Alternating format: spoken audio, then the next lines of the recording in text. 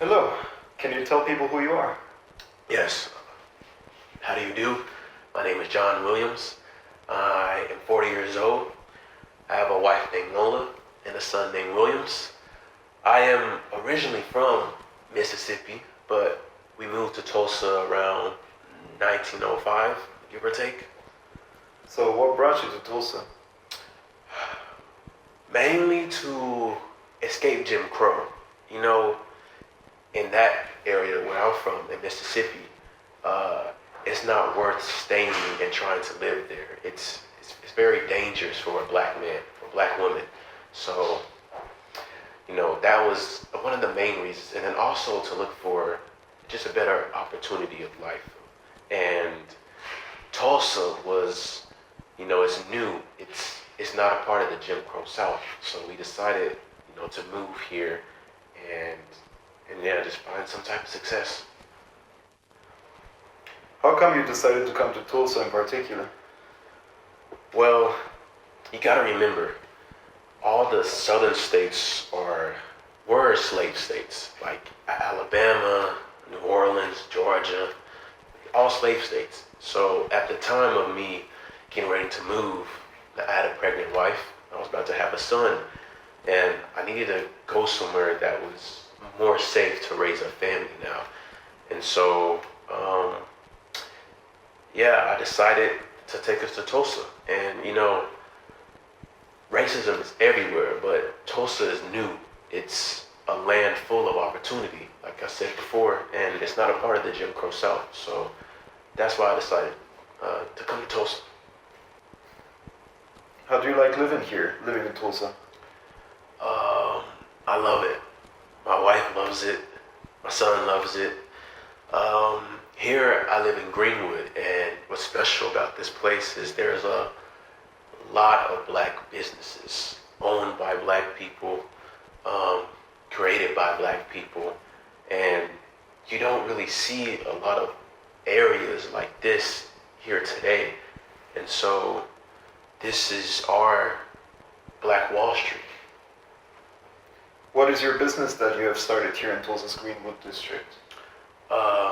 So before I started the business I have now, I came here and worked at Thompson's Ice Cream Company, and I worked with the steam-powered chilling machine.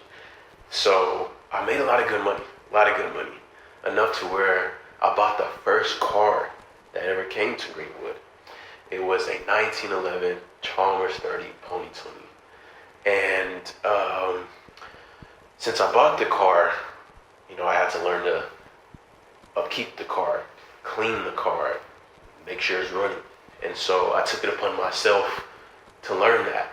And other people, families started to buy their cars, and they saw how well I did with my car and the upkeep. They decided to bring their cars to me. And I was like, sure, no problem. As time went on, I got such a grand clientele, I thought, I could make a business out of this. So I decided to leave the ice cream company, and I started to work for myself. And I created my own business, and I launched my own auto repair shop. And it's called Williams One Stop Garage. Do you serve to only African Americans or everyone? I serve to everyone, anybody, black, white, green, don't matter, because money is money. So what does your wife do? My wife, where do I start? Do you know Williams Dreamland Theater? She started that, actually. All her idea. And the reason why she did that was before we had a spot for young kids and young adults and couples to come hang out, and we had snacks, all types of snacks, and they loved that so much. My wife just started a theater, and that way all the arts and films could come here to Greenwood and play for people like us. And so she started that, and it's been booming ever since. So it's fair to say that contrary to the rest of the continent, there is no racism here. Uh, well, see, you know, there's always going to be racism, especially as a black man. We will always be suppressed or discriminated against. That's why there is a Black Wall Street in the first place, because we have been discriminated against and continue to be discriminated against.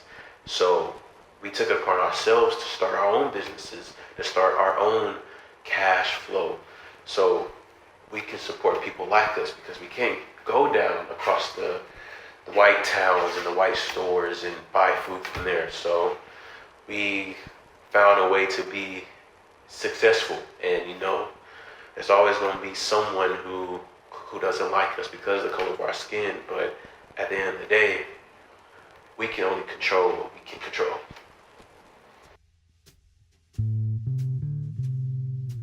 In the early 20th century, Tulsa, Oklahoma was home to one of the most prosperous black communities in the United States. Known as Greenwood and often called Black Wall Street, it was a beacon of black success, resilient, thriving, and proud. Barbershops, movie theaters, grocery stores, doctors, lawyers, and black-owned banks. In a time of segregation, Greenwood was a powerful statement of economic independence and community strength. But all of it would come under attack, literally in the summer of 1921. Between May 21st and June 1st, a white mob, fueled by racism, rumors, and resentment, unleashed one of the most deadliest acts of racial violence in American history. It began with an accusation. A 19-year-old black man named Dick Rowland was accused of assaulting a white elevator operator, Sarah Page.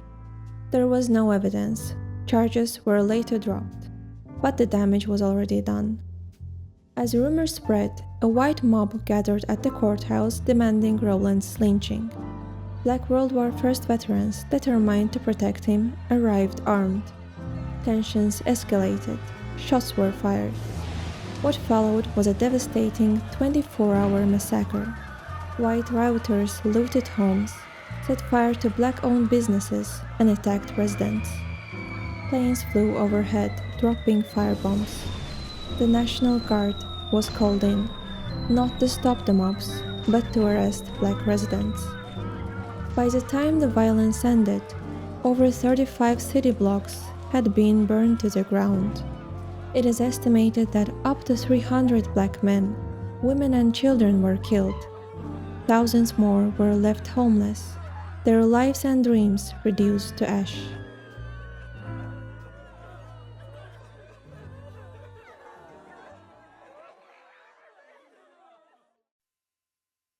The location of Greenwood in Tulsa, where the tragic event occurred, this area was known as Black Wall Street due to its vibrant community and thriving businesses.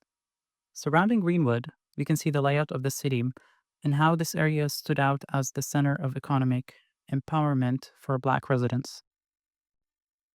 On this map, each orange dot represents a Black-owned business in Greenwood.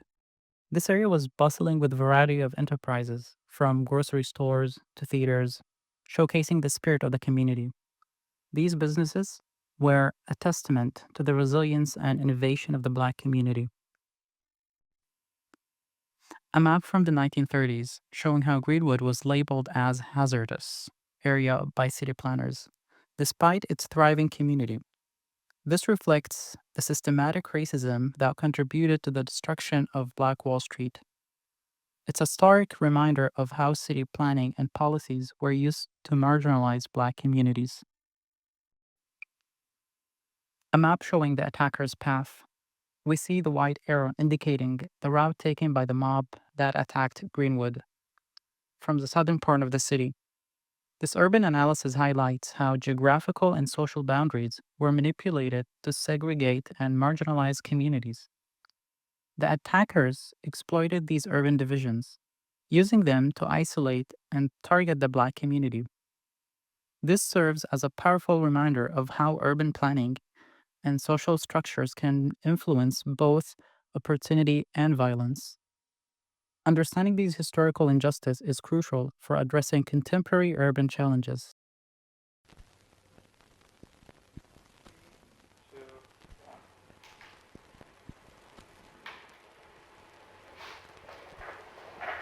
Do you mind telling us what is this? This was a part of the reception desk in the Stratford Hotel. This is very special because this is all that we could salvage, and it was handcrafted by a dear friend of mine who lost his life in the attack. And the hotel was beautiful. It was beautiful, and this is the last thing from that place. So did any of the insurance companies cover the damages? Unfortunately, no. They did not want to help us. Lord only knows why. But we took it upon ourselves to rebuild, and since my wife also had some other theaters outside of Tulsa, we decided to use that money to rebuild our theater here and help others rebuild their land, their property, and other businesses. So, we're strong. It was painful. We suffered, but we're strong, and we're getting through. So I do have faith in our people, in what we can do. But deep down, I'm not sure if Greenwood would ever be the same again. What do you think Greenwood is going to be rebuilt as it was before?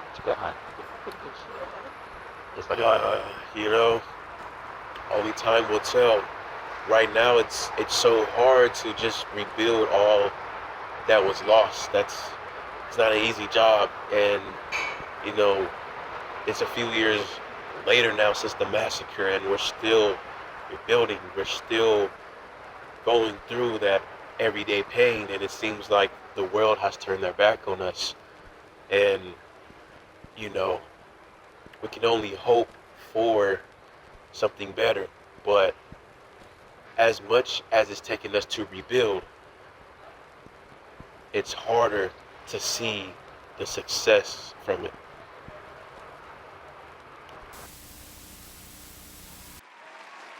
Good morning, ladies and gentlemen. I'm here, Mr. Castillo, a Spanish urban planner, to talk to you about this new urban proposal. We're talking about Tulsa. It's ready for transformation and to welcome into the future. I present to you the interstate, a modern artery of opportunity, 1 mile of progress cutting straight through the heart of the city, connecting to jobs, growth, and modernization.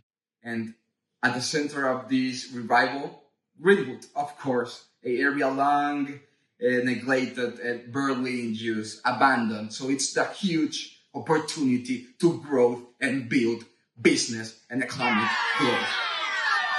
Neglected? Come on, this was Black Wall Street. Doctors, entrepreneurs, jazz halls, churches. We weren't in decay, we were rising. It's a gift. You should be grateful. Let's not romanticize rings. Let's revitalize them. It's not destruction, it's investment. Okay? We're creating faster connections. This corridor brings commerce, brings efficiency. Let's not dwell on shadows. We're paving light. So guys, I understand all of you, but come on. This project will be prosperous to the economic and Black population of Tulsa. So don't worry, guys. I understand. I come from an immigrant family and I understand your position. But I know with this construction, with this investment, we are going to be better. We're going to grow and prosper as a whole community together. Of course, we are talking about new businesses, new access routes, economic potential. Where there was once decay, it's gonna be the future. Let us not be afraid to build. Sometimes a better tomorrow demands we break from the past. Any other questions? We were still healing from 1921. Then you came with bulldozers. They said we were dangerous. They burned my street. They shot my neighbors. They call it empty. I see potential. This is urban renewal, plain and simple. So we cannot move forward. So I'm just saying that decision is already taken. We're gonna build this, we're gonna prosper like the other states, and we're gonna grow. So if you like it, it's fine, and if not, it's fine. Okay. Thank you. Thank you. Goodbye. Thank you. I know you guys love you. Bye.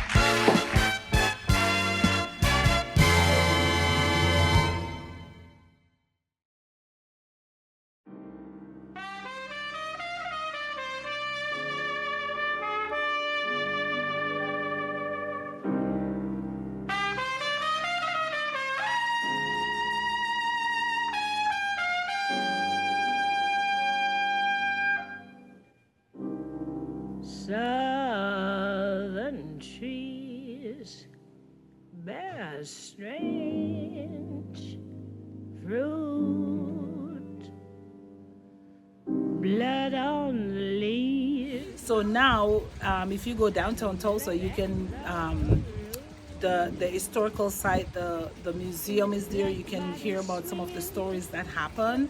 And they're trying to build Black Wall Street. And I think that everyone, even if you're not Black, is just to go about and see it. Because in communities all over the world, you know, some communities can be self-contained. That means that they're doing what they need to do to build wealth for their community and generational wealth. And that was taken away and destroyed. Land was taken away. Black Wall Street means a great deal to the community of Tulsa. We celebrate what has happened back in the 1921 race riot, and we celebrate what Black Wall Street brought back to Tulsa. The tourism that it brought into Tulsa, Oklahoma, and the entrepreneurship span that it has improved Tulsa with over the last 4 years of the reestablishment of Black Wall Street. A bridge was built in the direct contact of the community, so it couldn't prosper. So it was very divisive. But you know, Black people are resilient. Here's a fruit for the... We're so appreciative for it, and we just thank God for what He has done and the restoration of what the 21 race riots have done over the years. I mean, not just Black people, but they're resilient. And so the Black Wall Street is being built back. You have barbershops, you have restaurants, and they're trying to build back that community. But, you know, it will never be the same. So sometimes you just can't just mourn what happened. You just have to build and create something new. So I think that's what they're in the process of. Here's a strange and bitter